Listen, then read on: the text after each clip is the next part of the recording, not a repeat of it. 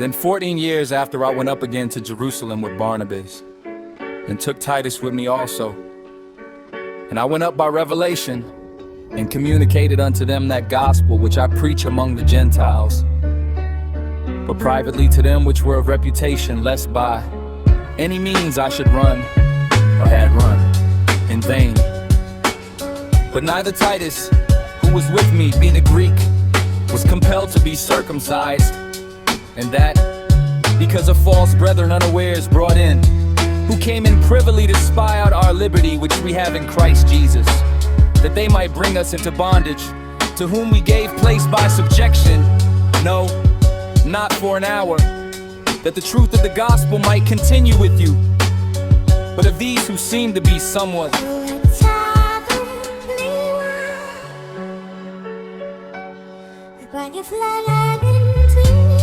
God accepted no man's person. They who seem to be somewhat in confronts are them we are heading toward. And right. But they who seem to be somewhat in conference added nothing to me.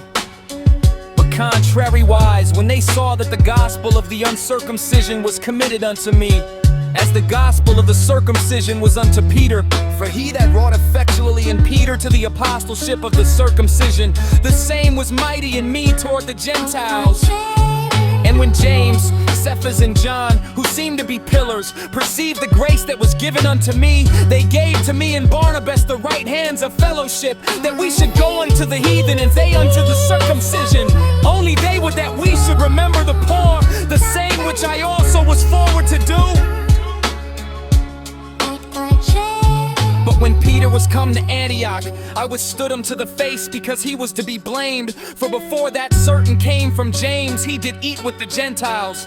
But when they were come, he withdrew and separated himself, fearing them which were of the circumcision. And the other Jews dissembled likewise with them, insomuch that Barnabas also was carried away with their dissimulation. But when I saw that they walked not uprightly according to the truth of the gospel, I said unto Peter before them all, if thou being a Jew lavishest after the manner of Gentiles, and not as do the Jews, why compellest thou the Gentiles to live as do the Jews?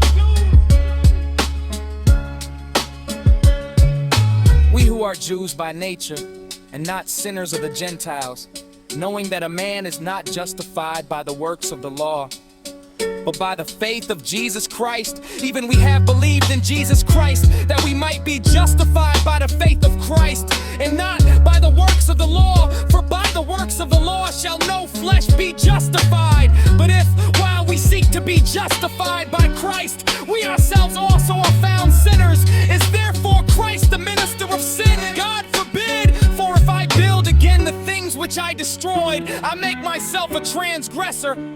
For I, through the law, am dead to the law, that I might live unto God. I am crucified with Christ, nevertheless I live.